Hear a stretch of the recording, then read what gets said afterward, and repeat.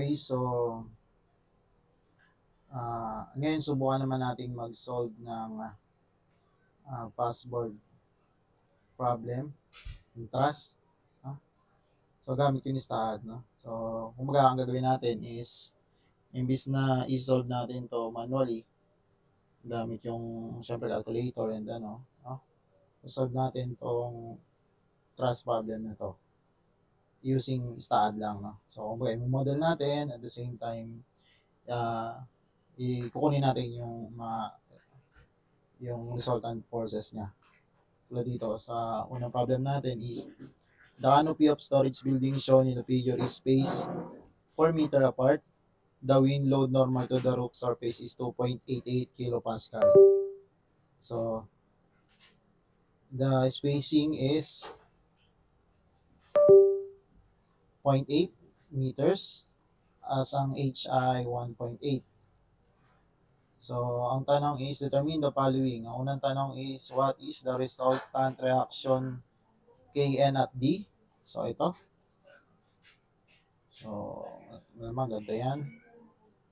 Then, the second is, calculate the reaction Kn at G. So, ito naman yun, no? So, yun yung hanapin. So gawin na natin.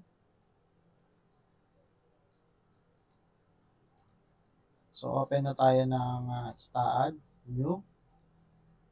Tapos, siguro ano na to, trust 1 problem, metric, then create. So, unang-una natin gagawin is yung node genesis, so 0. So, meron na tayong node dito. Tapos, kung babalikan natin, yung ating is, so 1, 2, 3, spacing daw ay 0.8. So, gamit lang tayo nito ng, so, iyan muna natin to, view sa front page. Yan. O front view, no? So, select lang natin to, palitan natin, gawin natin node. Tapos, punta tayo ng geometry and click natin si translational repeat. Then, syempre, along X. Tapos, so, kailangan natin ng 3.8. So, lagyan natin dito is 0.8 meters, 3. Tapos, i-link steps na natin, no? Para automatic meron na siyang beam, no? Then, okay lang natin. So, may lalabas na ganyan. Next, yung height naman, no? Ang height niya is 1.8. So, select lang natin to. Translational repeat ulit. Tapos, ang y direction, ang global direction niya syempre is y. Positive pataas. So, 1.8. Single lang. Yan. Then, link steps ulit. Then, okay. So, yun na. So, next is yung horizontal. Gawa na lang tayong beam. Ayan. Then, pag tinignan nyo, yung kanyang web members, no? So, equally, ano naman siya, space, no? Ayan. So, gagawin natin is, ito. So, palitan ko, gawin kong beams. Tapos, ito, i-divide natin ng 3, no? So, paano natin gagawin yun? Insert node, no? Ito, or, ito, insert node. Tapos, makikita kayo, meron ditong n/2. Ibig sabihin, mag-insert ka ng 2 node dito sa existing na beam, no? So, ito pipiliin ko.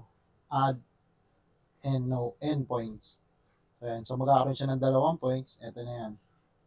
So, equally na siya, no? So, hinati siya sa 3, no? So, 2 nodes. So, kaya 3 equal length, no? So, beam length nito ngayon is 3. So, ito ay 1. No? 1, 1, 1. Then, okay natin. So, makikita nyo, meron na siyang nodes. So, kukonect lang natin. Depende dito. So, ayan.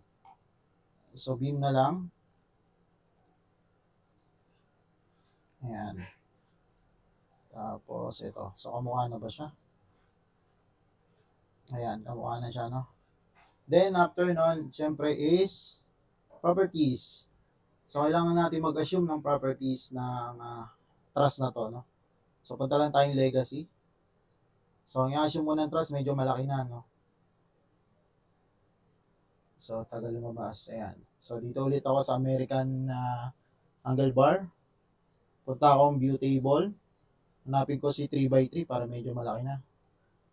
3x3 by 3/8. Ayan. So, malaki na siya. Then, select. Ayan. Siyempre, single section lang. Ayaw siya. Lumitaw. Pag ayaw lumitaw, click nyo lang ulit ito. Then, add. Ayan. So, dahil nandun na siya, so, select ko to lahat ng truss na to. Then, assign to selected beams. Assign. Then, yes. So, may assign na siya. Ang next naman natin gagawin is, siyempre, materials, naka-steel naman na yan. No? So, no need to change. So, specification tayo. So, sa specification, gagawa tayo ng releases. No? So, itong mga web members, gagawin natin, i-release natin yung, ano niya, yung start at end niya. So, para maging ano siya, pure action lang to, no? Okay? So, gawa tayo, create. Siyempre, under yun ang beam specification. So, makita nyo si release. So, dito tayo kay partial moment release. So, dito tayo sa MP para lahat, no? Lahat ng axis. So, 0.99. Then, start. Then, add. Siyempre, kung may start, meron ding end. So, end naman tayo, partial moment release ulit. MP is 0.99 again, syempre. Then, add. So, meron na tayong dalawang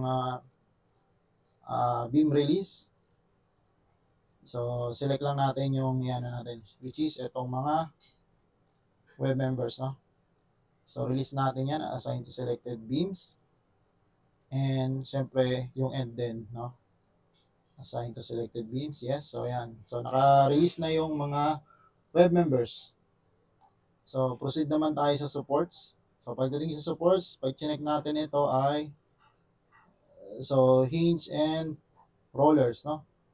So, unahin muna natin ito si hinge. O, pagdating kay hinge, create tayo. So, syempre, enforce bat yun. Enforce bat, ito. So, ang una nating i-check dyan ay so, hindi natin i-release kasi itong tatlong moment, no? Yung MX, MY, MZ.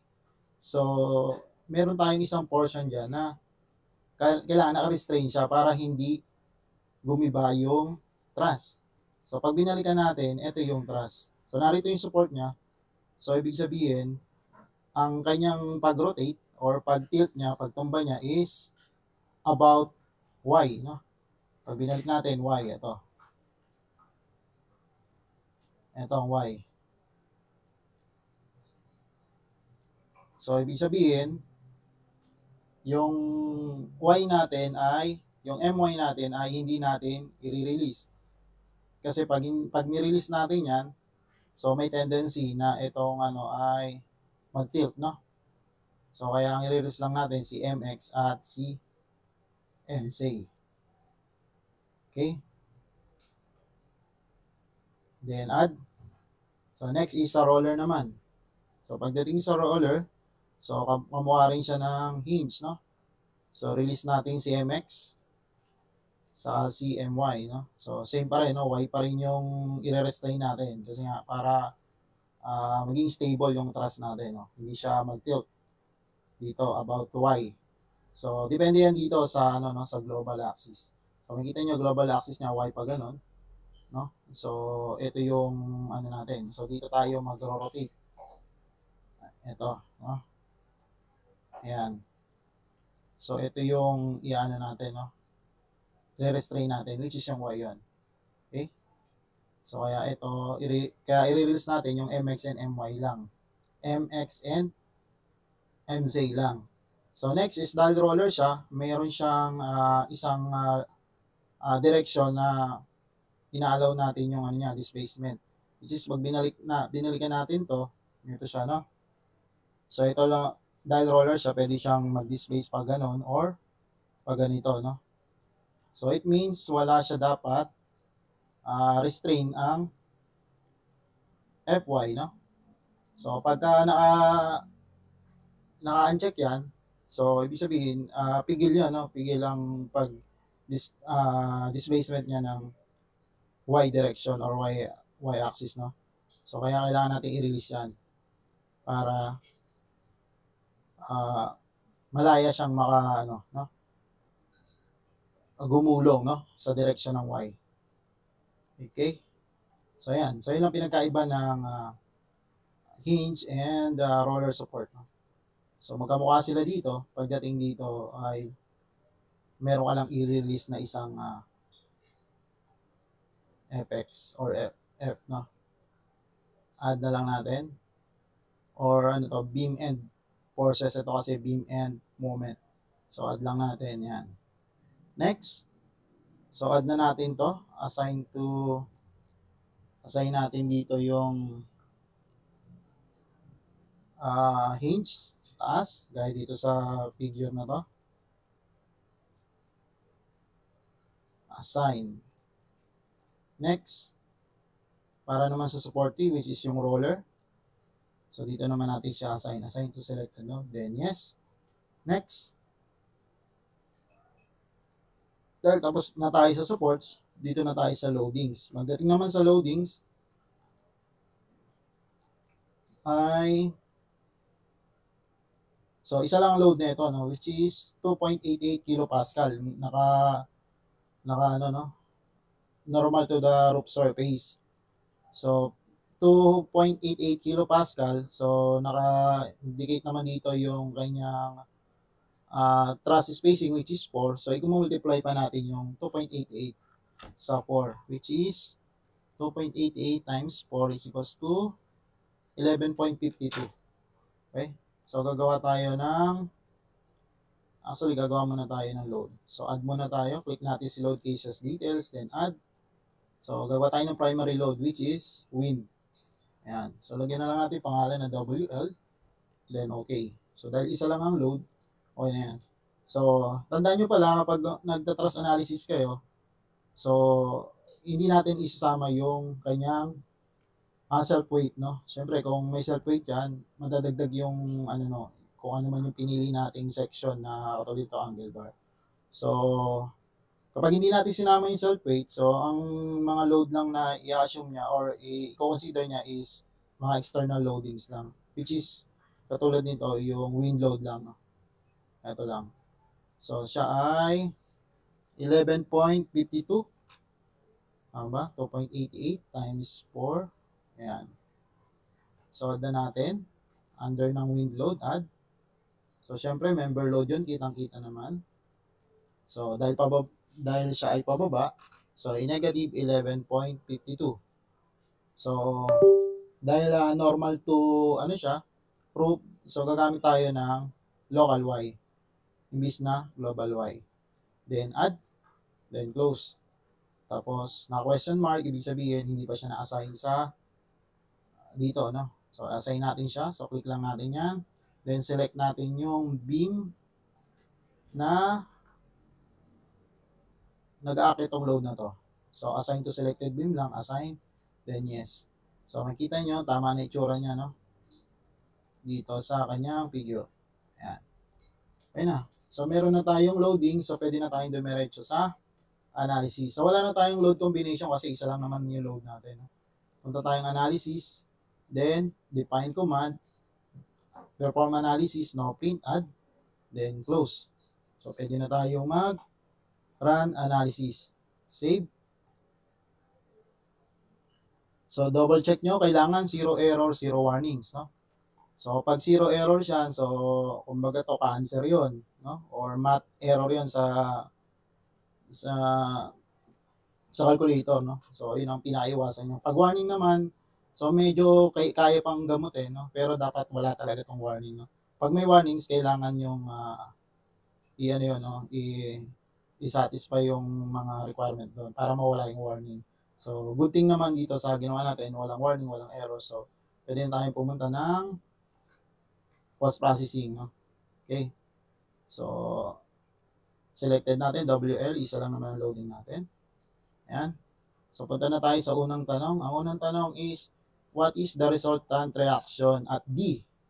So, yung hinge, no? So, syempre, punta lang tayo ng reaction.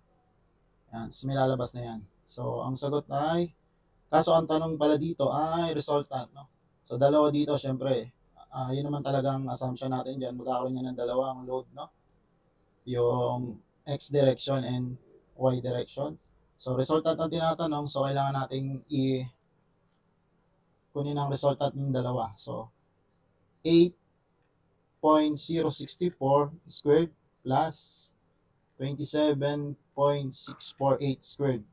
So, ang resultant nila is 28.8, eksaktong 28.8. So, ang answer is B. Okay, so ito ang answer. Nice. Control 1. Ito ang answer. Okay, next, calculate the reaction at G. So, ito naman sa roller. So, ano kayong sagot yan? So, ayan. So, no need to compute na. Ayan na, 28.8. So, anong direction? So, ang direction niya ay ganito. So, syempre naman, ang kanyang external load ay ganito. So, expected natin na pa-left yung kanyang direction, which is kaya nga negative siya. So, kung positive yan, pakanan yan. So, which is 28.8. So, ang answer is 28.8. Actually, parehas pala ang answer, no? Ayan. So, ito ang sagot sa 11 at ito naman sa 10. Okay? So, yan yung, ganyan lang siya isolve gamit yung STAAD.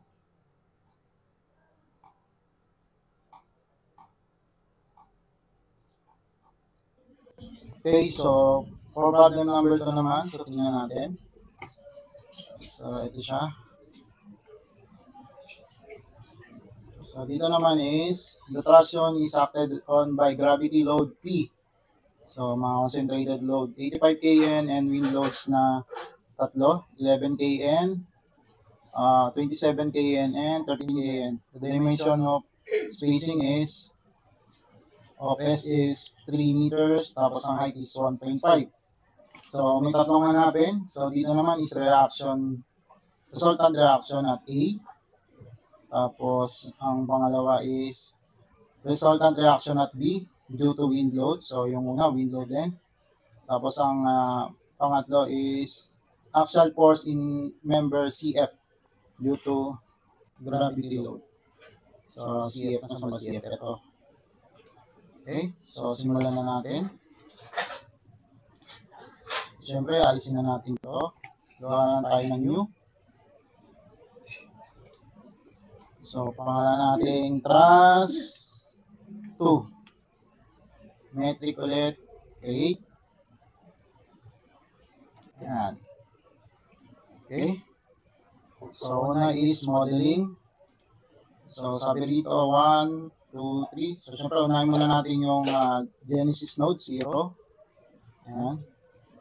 So, this time, medyo may gawin tayong increase, no? So, imbis na naka-view tayo sa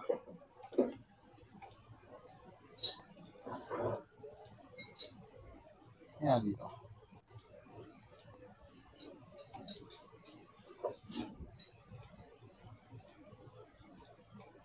Ayaw nga mag-view.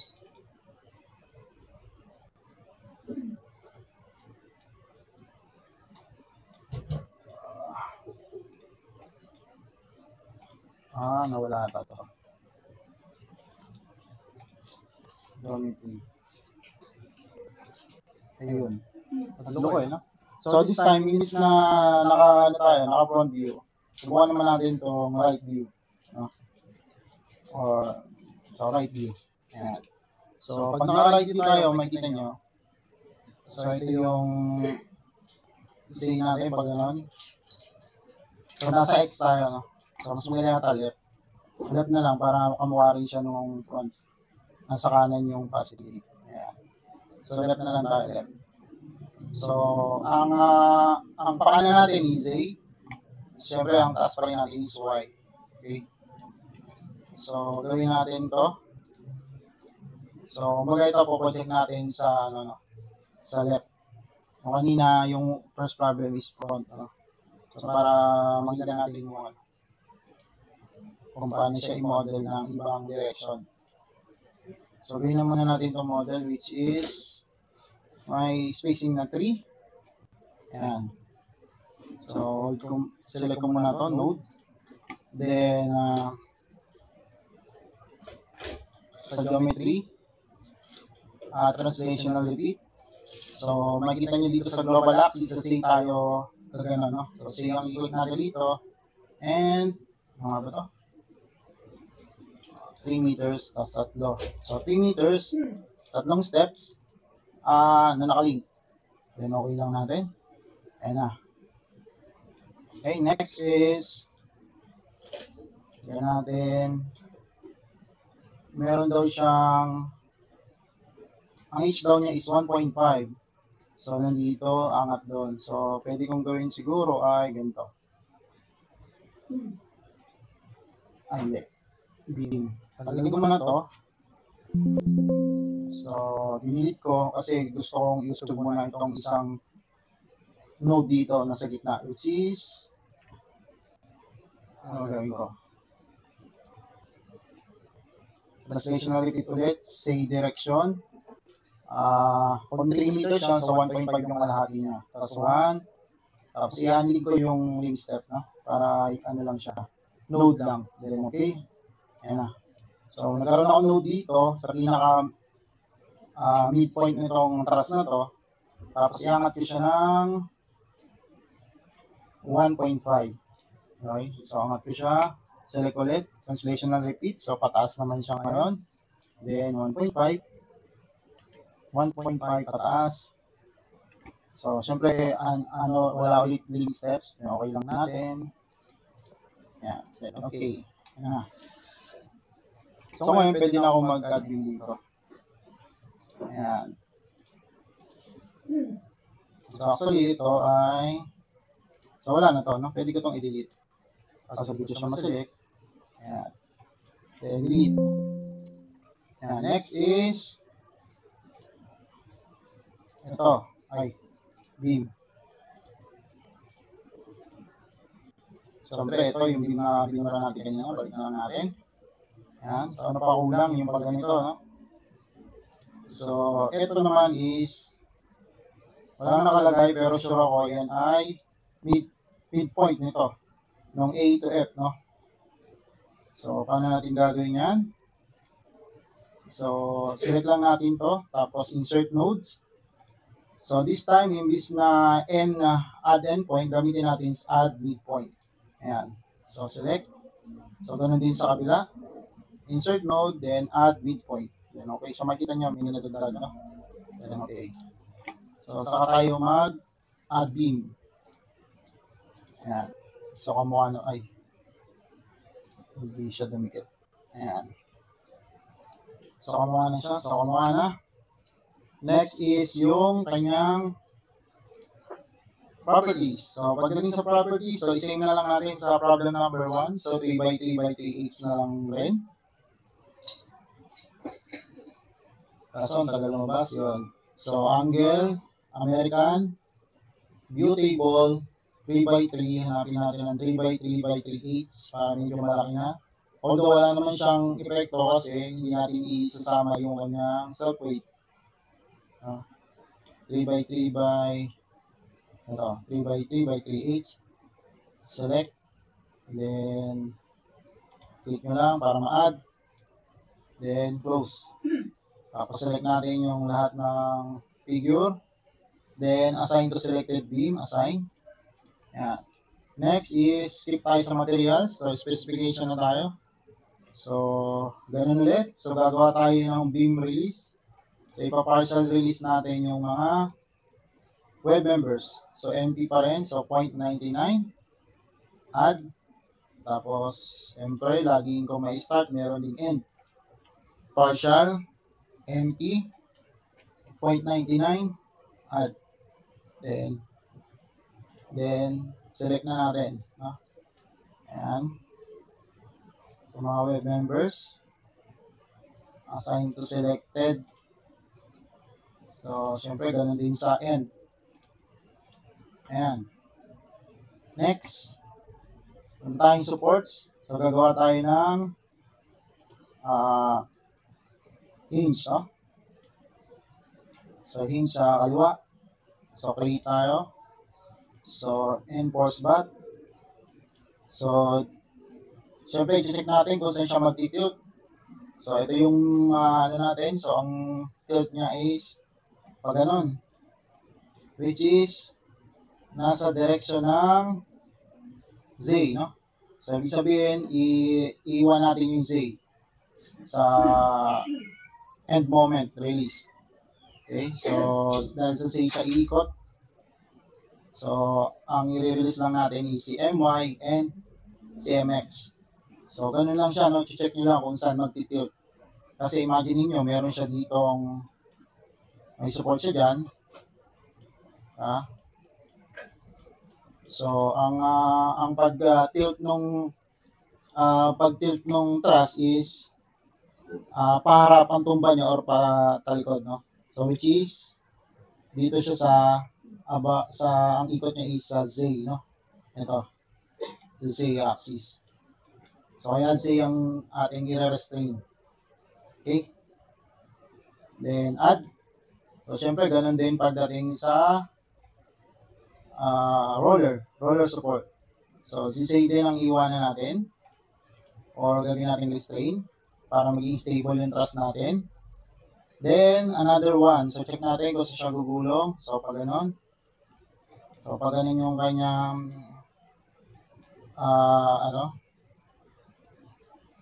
displacement. So, which is sa direction ng Z. Ayan. Sa direction ng Z. So, i-release natin ang FZ. Okay? Then, add. So, select natin to. Assign natin dito. Assign to selected nodes. Another, yung sa roller naman. So, dito sa kanan. Assign to selected nodes. Yes. So, ayan na. Ano iba itsura niya? 1, 2, 3. 1, 2, 3. So, ayan na. Next. Pagdating naman sa loading, so, ang load natin ay, so, panay ano lang, no? Panay concentrated load or nodal load, no? P. So, ang value ng P natin is, so, gawa muna tayo. So, load cases, add. So, meron tayong dalawa. Isang, ano ba yan? Gravity ba ang sabi dito? Sabi dito ay gravity load. So, kung gravity loads yan, so assume lang natin na dead load yun. No? Dead load. Another one is yung tatlo, ang H ay siyempre wing load yun. So, wing WL. Add. Yan. So, under ng DL, ang i-add natin ay ayan na, pindot ko. Under ng DL is 85. So, add na tayo dito. Siyempre, nodal load yun. So, ano natin is FY. So, FY natin is negative 85. So, padabawa kasi siya. 85. So, ayan. 85. Negative 85. So, add lang natin. Close. Next, para naman sa WL, meron tatlo. So, makita nyo, meron yung tatlo na 11, 27, and 13. So, unahin natin si 11. So, add tayo.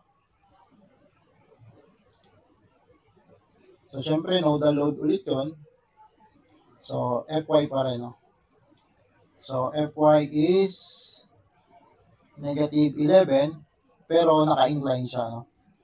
So, pwede na natin naka-incline. So, saan siya nakabase? So, pwede natin gawing basehan si ito. Ito, ang buo nito ay 369. No? So, 4.5 yung kalahati niya. Tapos, ang height niya is 1.5. So, gawin natin relative niya. So, ang x niya, so hindi pala x, no? Ang y niya is 1.5. Tapos, ang say niya ay, so, select natin si relative, no? Ang say niya is 4.5. Yung half thrust, no? Yung kalahati ng thrust is, ang mid ng thrust is 4.5.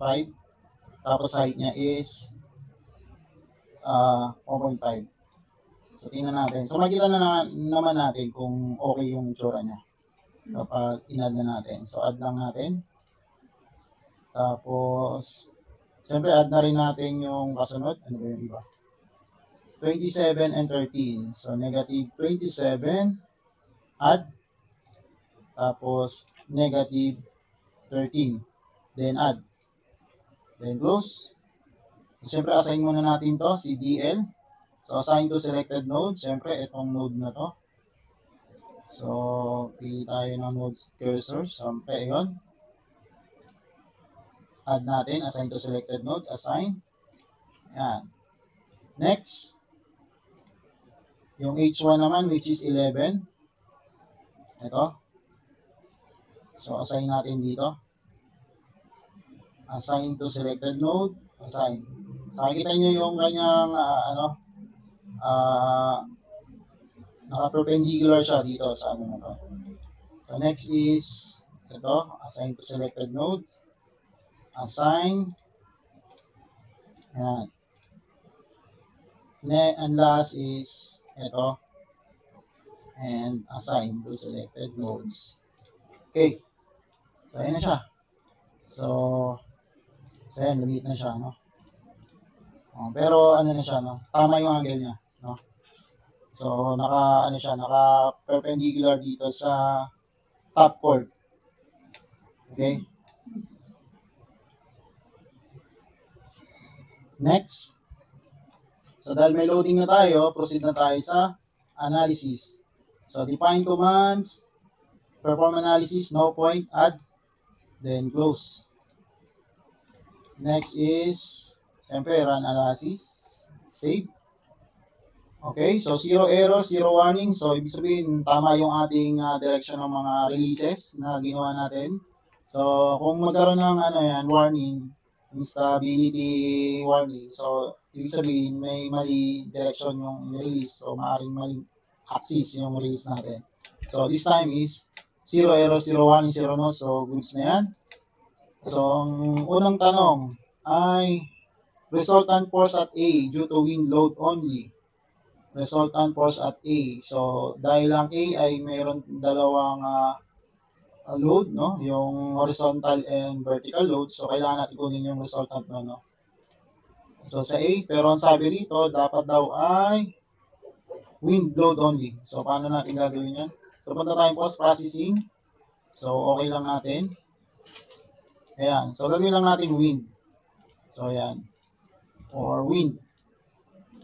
So, punta tayong reaction. So, ayan na ang reaction. So, mababago siya. So, ito, dito sa taas. Pag ginawa mo itong dead load, mababago yan. Ayan. So, pag ginawa natin, so, nakita nyo pag dead load siya, so, wala siyang horizontal component, no? Which is tama naman kasi ang dead load natin is vertical, no? So, imposible siyang magkaroon ng horizontal dito. So, ang wind load, dahil naka-incline siya, so, kakaroon siya ng reaction force na, or resultant force na horizontal, which is nito dalawa, 34 and 16. So, kailangan natin kunin ang kanyang resultant ng dalawang yan. So, 34.416 squared plus 16.128 squared. So, the answer is 38.0075 or 38. So, let's check. So, ito, the answer is D. No? So, number 1 is D. Ito, nabura. Next, ito naman, compute the resultant force reaction at B. So, B. So, in-expect natin, isa lang siya. Dahil ito ay rollers, no? Tapos, nakalagay is wind load only. So, let's check. So, naka-wind load pa rin naman yan. So, the answer is 13.967. So, ayan. So, tama. Expectation natin isang load lang. 13.967. Tingnan natin kung meron 13.967. So, ito. Or A. No? The answer for number 8 is A. How about the last question? Which is compute the axial forces in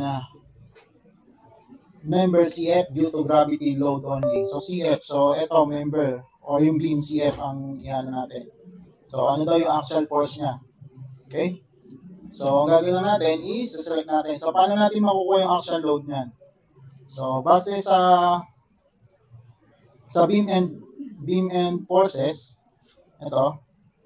So ang Fx daw ang nagko-correspond sa axial force, yung Fx ito, yung local x. So, ibig sabihin, ang kailangan natin hanapin is si Fx para makuha natin yung axial load nung particular na beam na, which is ito, no? So, punta tayo syempre sa beam result. Ayan. Nagagalaw yung aking mouse, umiingay. Ayan. Ayan. So, ito yung double click nyo lang. Ay, actually, kahit isang click lang. So, lalabas yan, ayan, no? Beam 9. So, ang sagot is 134. May 134 ba doon? O, ayan, 134.4. Actually, may discrepancy, no? 134 point So, pero ito na pinakamalapit na, yung 134. So, syempre may mga discrepancy yan, gawa ng pag-round off, no? 134.4. So, ngayon ang tanong, itong 134.4 ba ay compression or tension? So, pag tinignan nyo dito, kapag siya ay positive, ito ay compression, no? Kapag negative siya, katulad nito, ito ba negative? So, pag negative siya ay tension. So, isang way para malaman mo kung compression ba talaga siya or tension. So, ito yun, no? So, pwede kayo punta ng layout, then beam stress. Ayan. So, pag sinelect mo to, so, bababa natin to. So, makikita mo red siya. Ayan. So, ito kanina yung tension, di ba blue? So, yung blue, yun yung tension. Ito yung kanina. So, ito yung compression. So, sa mga tuwid, compression yung ito, CF, no? Compression na nangyari dyan. Okay? So, balik lang natin sa reaction. So, that's all lang for the application ng trust problem, no? Tapos, application of STAAD. So, ganyan lang siya kadaling i-solve. Okay? So, sana may natutunan kayo. Thank you.